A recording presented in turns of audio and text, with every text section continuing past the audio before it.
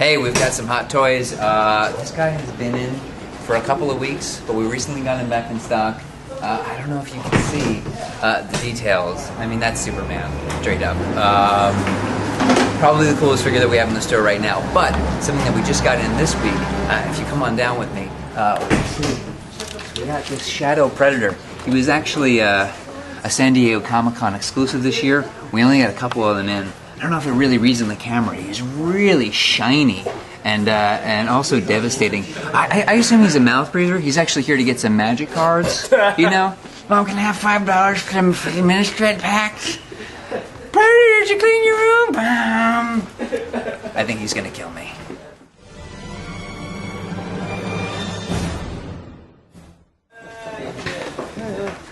So it's almost Christmas time, and I don't know if you knew this, but nerds almost exclusively love Doctor Who, and we always have toys in stock, but we got some stuff back in stock that we haven't had in a little while.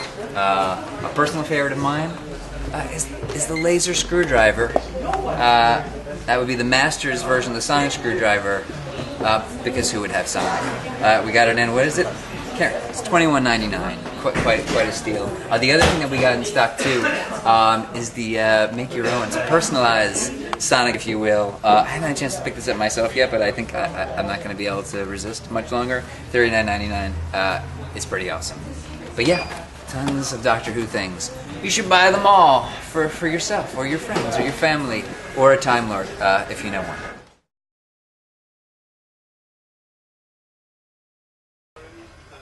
Hi, welcome to the first ever live-ish edition of the Weekly Pulse. I am Dan, as you know, and we've got a whole batch of comics this week, so I'm going to tell you what's worth reading, what you might pick up in the trades, and what we should never ever talk about for as long as we both shall live.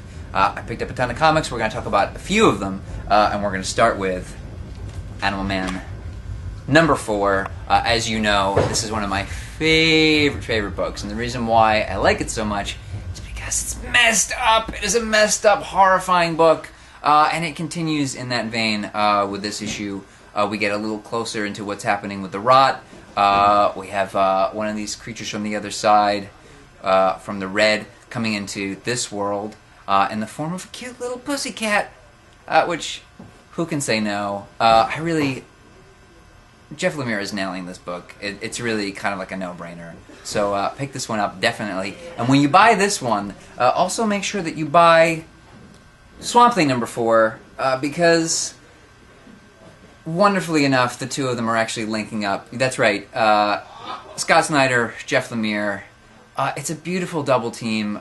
This book, again, it's dealing with that Roth, but from a completely different angle. Instead of the red versus the Roth, it's the green versus the Roth, and it's Alec Holland still coming to terms with the fact that that he has to become this monster, this Swamp Thing, again, and also dealing with some other people and how they might relate to the Roth in a way that maybe you weren't expecting. I wasn't expecting it. Another really great read. So absolutely, the top 2 books to pick up this week from DC are Animal Man and Swamp Thing. And getting away from those, IDW's been putting out this Teenage Mutant Ninja Turtles series, this new one. And man, I gotta be honest, the issue-to-issue series that have been coming out, it's okay. I don't hate it, I don't love it. It's kind of middle of the road. But this one-shot that takes place after the first run of books, which is a focus on Raphael, written by our friend Brian Lynch and drawn by our also friend Franco Uro, is fantastic. Introduced a new character that I have never seen before. Maybe you have. Maybe you're from an alternate universe. But here on this planet Earth, have not seen her before. And she is surprising. She's engaging. We also get some old familiar faces that you're going to be really excited to see. And we get a setup for sort of figuring out what we're going to be pulling from the original comics, what, if anything, that we're going to pull from that cartoon that so many of us loved in the late 80s and early 90s. The dialogue is just absolutely what it needs to be. This is classic Raphael, and the artwork really, Franco Uro, who I remember reading, he did Angel After the Fall many years ago. I wasn't really sure about his artwork then, but he has evolved in such a great way, and this was a really good fit for him. So if you're into Turtles, even if you didn't read that ongoing series, this one issue is definitely worth a pick up. Very easy to read.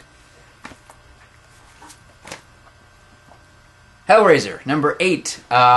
So man, I wasn't reading the Hellraiser series, but I had heard a rumor that there was going to be a new Pinhead. So we weren't going to have this guy anymore. We were going to have a new Pinhead. And it was a fast read. I don't know if it was a fast read because it was short, or if it was a fast read because it was just so good. But it was really good. The artwork's fantastic. It's got a new twist, having this new Pinhead around, and sort of figuring out what the old Pinhead's going to be doing now that he's, spoiler alert, mortal. It's just a really great read, really interesting art. And if you're interested in Hellraiser and didn't get the chance to read it before, you didn't get those first 7 issues, the nice thing is, it's a nice little jumping on point. So if you were looking for an excuse to give Hellraiser a shot, now's the time to do it. And as far as single issues, we're going to finish off with Thought Bubble. I love these little anthology books. This in particular, what's fun about it is it opens up in this big sort of newspaper style. And what you can see right away is that you get just such a full breadth of different art styles. And there's a lot of really great writers. Andy Diggle does a nice little short piece in here. Becky Cloonan did the cover. It's just, I mean, like, there's not one particular story that really jumped at me, but as you can see, what's really nice about it is you get a chance to sort of see maybe some writers you never heard of, maybe artists you never heard of, if you're new to comics, or if you really just read, like, the big two, and it gives you a good idea of who it is that you might want to pick up stuff from. And for $2.99, it's a steal. We've got a lot of trades this week. There is one particular trade, which is the most recent criminal book. This is The Last of the Innocent, Ed Brubaker. If you're unfamiliar, probably one of the top 3 greatest writers in comics right now. This is a story of a man who decides that he hates his wife and he's going to kill her. And from that simple premise, we sort of go back and get retold this almost old-fashioned Archie kind of backstory about who he was, how he grew up, how he met his wife, the girl who got away, his best friend, and it sort of weaves in this very weird, unexpected narrative how it is that he's going to kill his wife and then try to get away with it. And even if you've never read any of the criminal series before, and if you haven't, really you should pick up every one of them. What's wrong with you? But if you haven't, you can always jump in on this one because it doesn't relate back to any of the earlier releases. Every single story is a fresh one. And this one, it's great. So definitely pick this one up. And that's it. There's a lot of other books. There's some good Marvel stuff out there. There's some good DC stuff. There's some good everybody stuff. And if you see a #1 issue that's based on something you never heard of, give it a shot. Always a good idea to give a #1 a shot. And that's all I've got for you. Come on down to Forbidden Planet here in Union Square, corner of 13th and Broadway. For my money, and obviously the greatest comic book store in the universe. And that's it, man. Thanks for watching and keep reading.